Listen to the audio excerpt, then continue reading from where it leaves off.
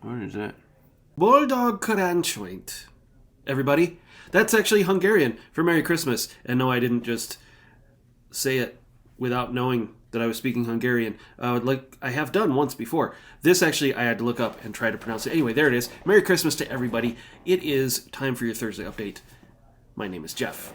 And normally, this is where I say something like, did you know? And then I get all goofy and I put all these over the shoulder kind of things and all these ridiculous decorations behind me. But I want to talk a little bit more sincerely a little bit today.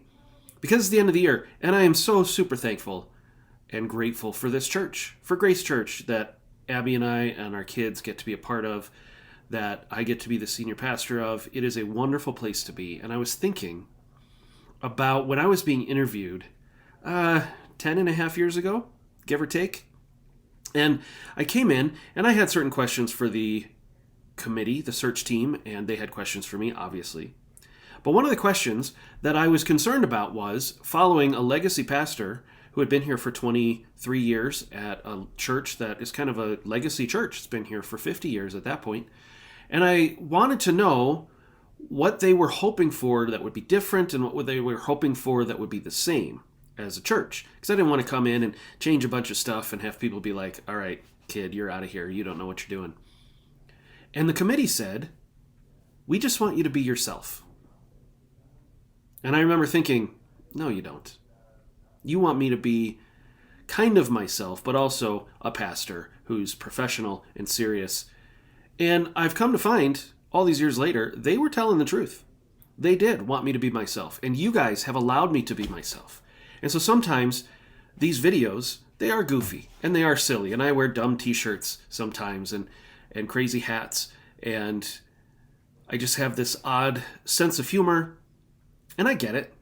You could clearly look at that and say, that guy's not very professional. But one of my values that I hold very, very dearly as a human and as a pastor is the value of honor. And I think it's one of the lost arts in our world today, is giving people honor.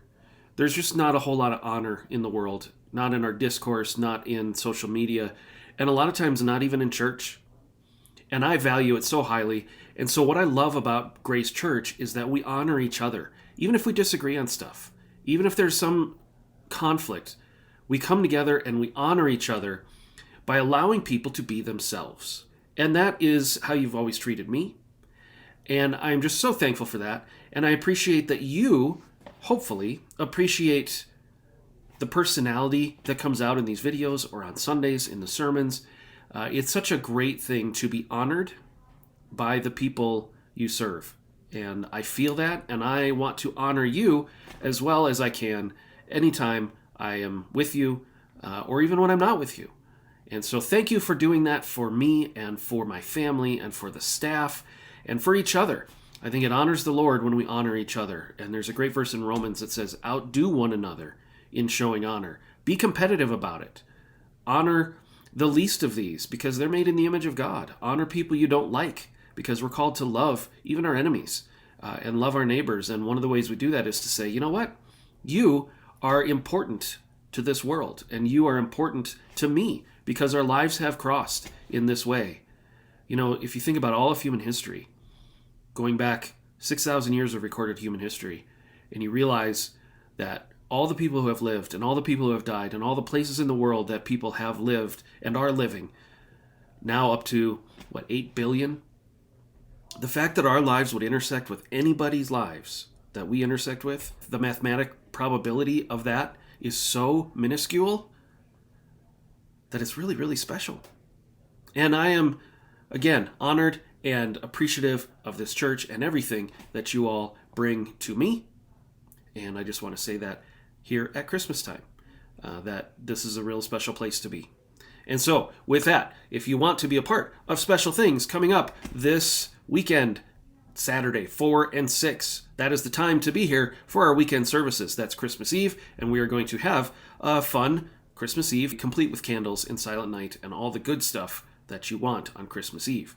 Now, some of you have disagreed with the idea that we're not going to meet here on Sunday morning, and I understand that. Again, this mutual honor, it's okay if we disagree as long as we do it friendly and agreeably, but the reason that we aren't going to be here in person on Sunday, Christmas morning, is not a lot of people would come, and it is a time for the families of the staff and our volunteers to be able to be together as well. So what we're going to do instead is a recorded service that I did already. I'm going to edit it as soon as I'm done with this video, and we'll put it up on the YouTube page for you at 8:30. We will be back January 1st for one service at 10:15, and then we're back in full strength on March on January 8th. So we would love to have you all be a part of that. Have a wonderful break. Stay warm in this crazy 7 below zero Thursday at 11 o'clock kind of weather.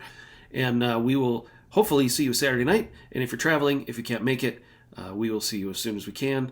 And we will honor you while you're not here. Till next time, I'm Jeff. You're you. God is God. And Grace Church is a very special place to be.